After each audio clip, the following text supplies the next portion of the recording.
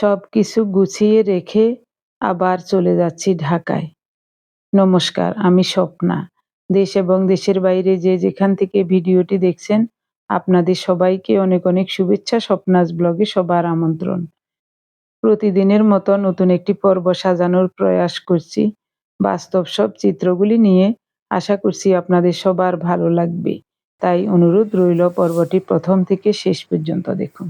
গতকাল আমার 2 মেয়ে, জামাই, নাতি-নাতনিরা আসছিল। দুপুরে খাওয়া দাওয়া করে বিকেলটাই ছিল এদিক সেদিক ঘোরাফেরা করেছে। সন্ধ্যার সময় শ্রীমৎ রামসুন্দর গোস্বামী বাবাজির সমাধি মন্দিরে ভোগ নিবেদন করে পূজা সমাপন হলে প্রসাদ পেয়ে রাত 10টার সময় আমার 2 জামাই বাবাজি, নাতি নাতনি, মেয়েরা সহ সবাই ফেনী চলে গেছে। এখন সকালবেলা আমরাও আজ ওরা সহ ঢাকায় চলে যাব। তাই ঘরের সমস্ত কিছু গুছিয়ে রেখে যেতে হবে। তো ঘুম থেকে উঠেই প্রথমে ঘরটা ঝাড়ু দিয়ে নিয়েছি ভালোভাবে। ঘরের বিছানাপাটি এখনো উঠাই নাই, উনি এখনো ঘুমাচ্ছেন। রান্নাঘরটা ঝাড়ু দিয়ে নিয়েছি আর চুলাগুলো ঢেকে রেখেছি। এখন উঠান ঝাড়ু দেব। এরপরে গতকালের কিছু উচ্ছিষ্ট থালা বাসন, হাঁড়ি পাতিল আছে, এগুলো নিয়ে পুকুরে যাব। ওখান থেকে ভালোভাবে মেজে ঘষে পরিষ্কার করে ধুয়ে আনবো। হাত মুখ ধুয়ে আসবো। তারপর ঘরের বিছানা পাটি সব গুছিয়ে রেখে আমরাও রওনা দেব ঢাকার উদ্দেশ্যে।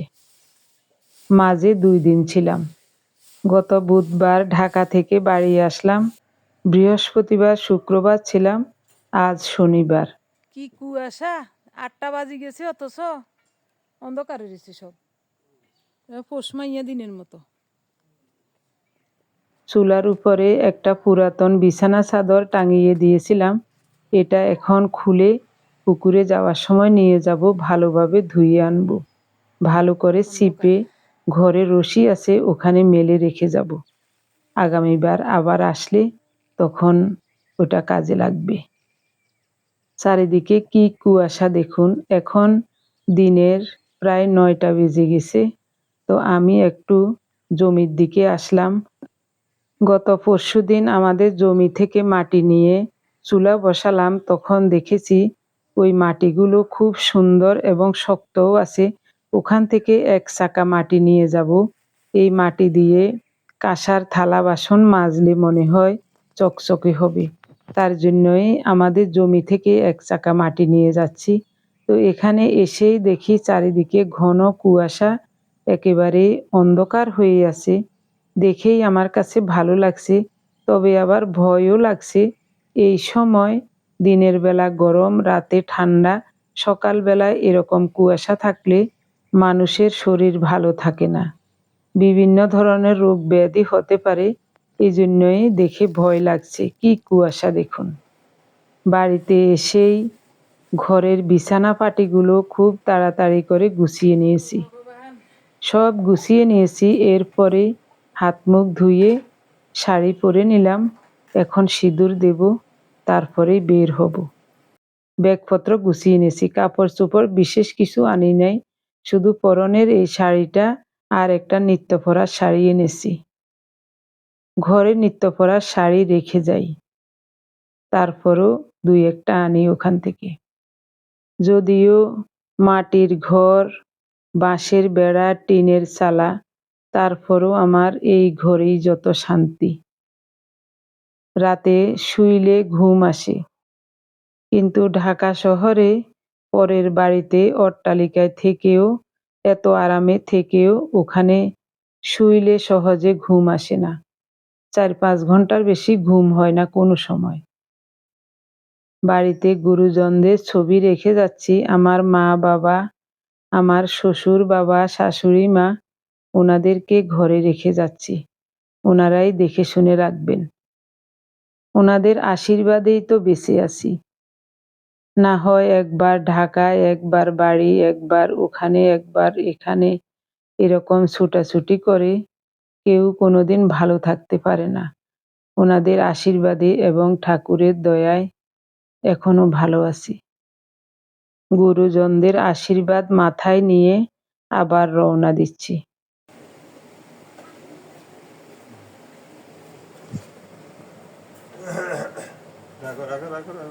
কুঙ্গা আগে অফ করি, তারপরে তুমি কি লাইটি অফ করি, হ্যাঁ দেখা করে দাও বাস।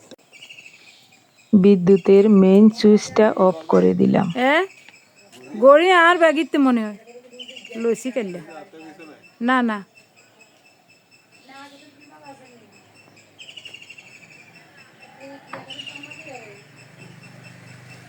ওই ইন্দি গিয়া বোতা আছে, বোতাগা থাকেনি ভগবানে জানে। হ্যাঁ আরে আলা ছিল কি ইনতে 100 দূরে তুন দেয়া যা।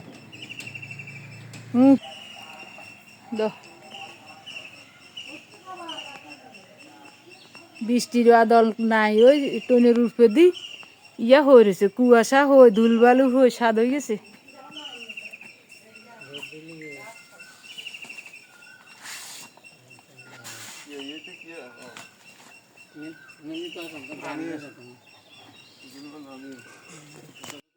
বাড়ি থেকে বের হতেই একটা খালি সিএনজি পেয়ে গেলাম এবং উঠে গেলাম। সিএনজিতে উঠেই রিয়াকে ফোন দিয়েছি, ও যেন বের হয়ে স্টারলাইন কাউন্টারে চলে যায়। আমরাও স্টারলাইন কাউন্টারে আসছি। জামাই বাবাজি ভোরবেলায় চলে গেছে, এতক্ষণে মনে হয় ঢাকায় গিয়ে পৌঁছে গেছে। ওর ঢাকায় কিছু কাজ আছে, ওই কাজগুলো সেরে আজই মেহেরপুর চলে যাবে। অবশেষে দিনের 1:15 বাজে বাসায় এসে পৌঁছলাম। বাসায় এসেই শাড়িটা চেঞ্জ করে হাত মুখ ধুয়ে রান্নাঘরটা একটু মুছে নিয়ে ডাল ভাত বসিয়ে দিচ্ছি। রিয়া বলছে শুধু ডাল আর আলু ভর্তা করতে, বলছে মা মাছ মাংস খেতে ইচ্ছা করছে না। বাড়ি থেকে আসার সময় গতকাল চিকেন কষা করেছিলাম, পার্থর জন্য এক বক্স রেখে দিয়েছি, ওটা নিয়ে আসছি। তো ও বলছে মা এটা এখন জাল করার দরকার নাই, পার্থ যখন রাতে আসবে তখন ওকে গরম করে দিবেন, আমরা শুধু ডাল আলু ভর্তা দিয়ে খাবো। ভাতে 2টা আলু সিদ্ধ দিয়ে দিলাম, ভাত হয়ে গেছে, মার গেলে নিচ্ছি।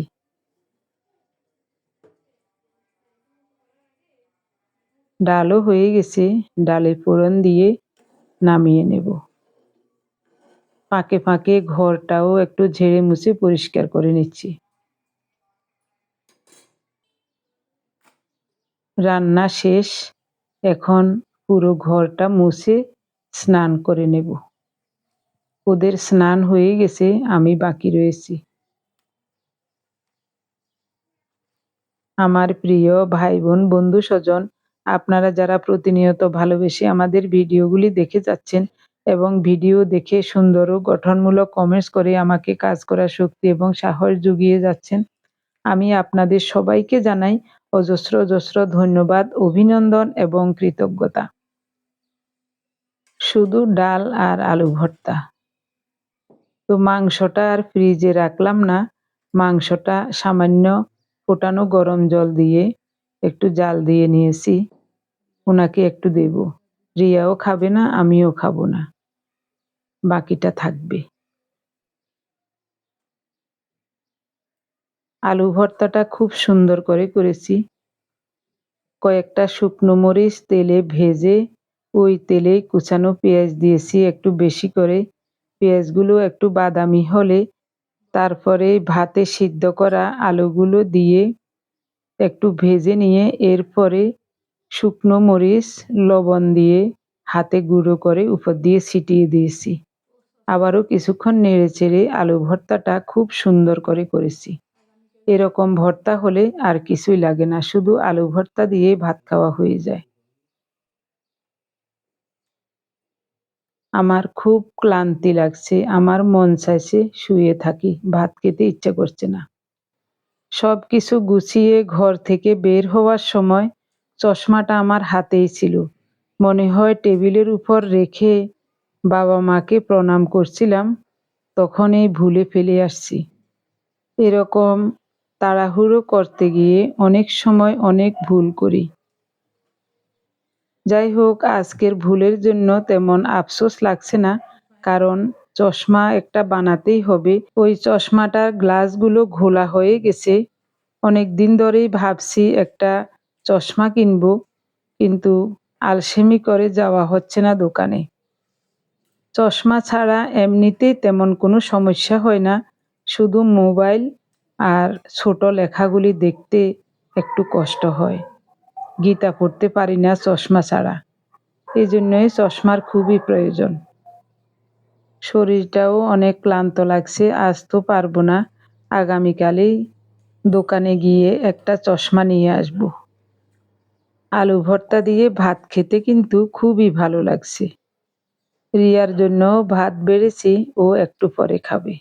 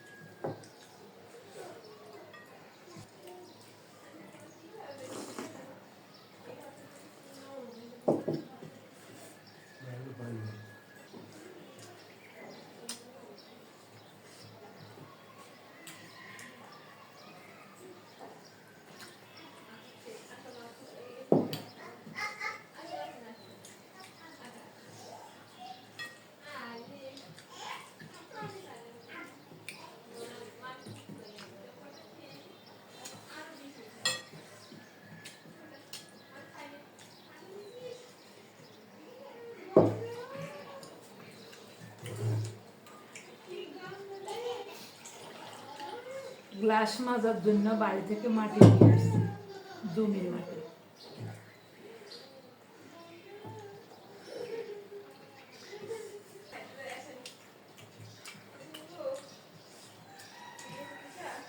মাটি দিয়ে মাজলে কাঁসার গ্লাস বেশি পরিষ্কার হয়।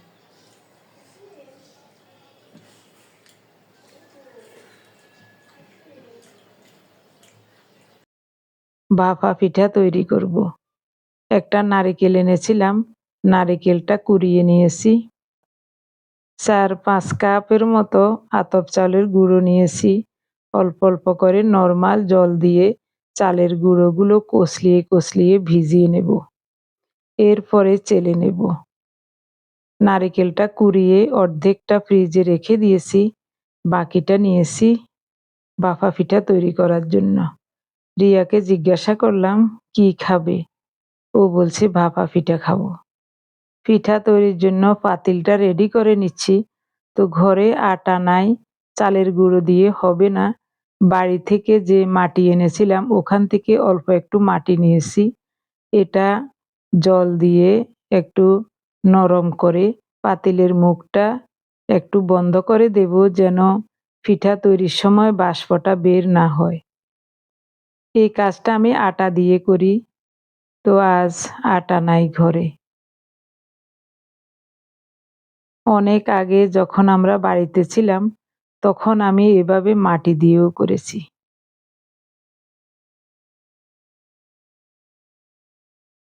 এরকম করে পাতিলের মুখটা চারিদিক থেকে বন্ধ করে দিচ্ছি। ওয়াটার হিটারে জল ফুটতে বসিয়ে দিয়েছি, জলও ফুটে গেছে।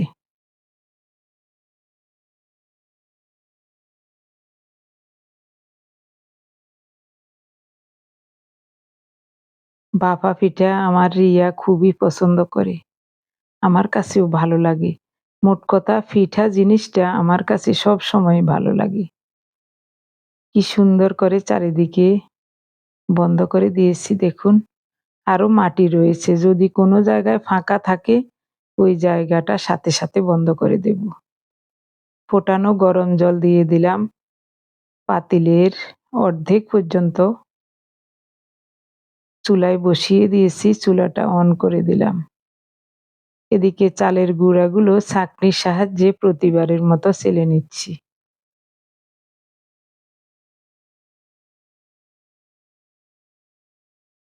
আমি যে কোনো কাজ সব সময় সহজভাবে করার চেষ্টা করি, জটিলভাবে করি না কখনোই। প্রথমে খেজুর গুড় দিলাম, এরপরে দিয়েছি নারিকেল, তারপরে আবার চালের গুঁড়ো দিচ্ছি। না, প্রথমে দিয়েছি চালের গুঁড়ো, এরপরে খেজুর গুড়, তারপরে নারিকেল, তার উপরে আবার চালের গুঁড়ো দিয়ে সমান করে কাপড় দিয়ে মুড়িয়ে ভাপে বসিয়ে দিলাম। আরেকটা পিঠা তৈরি করছি।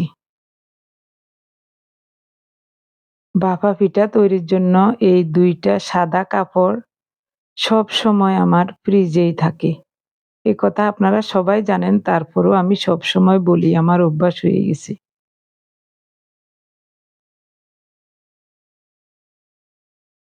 আজও পিঠা বানানো শেষ হলে এরপরে পরিষ্কার করে ধুয়ে শুকিয়ে ফ্রিজে রেখে দেব। তাহলে কোনো জায়গায় আর খুঁজতে হয় না, আর এদিকে নিরাপদ থাকে। এভাবে করে প্রতিটা পিঠা তৈরি করে নেব। একটা পিঠাও মিস যাবে না, সবগুলো খুব সুন্দর মতো সিদ্ধ হবে। একটা বানাবো, একটা দেব, আবার নামাবো, এরকম করে পিঠাগুলো তৈরি করে নেব। অল্প সময়ে পিঠা হয়ে যাবে। ওনার জন্য 2টা ভাপা পিঠা বানাবো, শুধু নারকেল দিয়ে, গুড় দেব না, ওটা মাংস দিয়ে খাবে। রিয়াকে দিয়ে আসছি, ও বলছে মা খুবই চমৎকার হয়েছে পিঠা। তা আমি বলছি খা।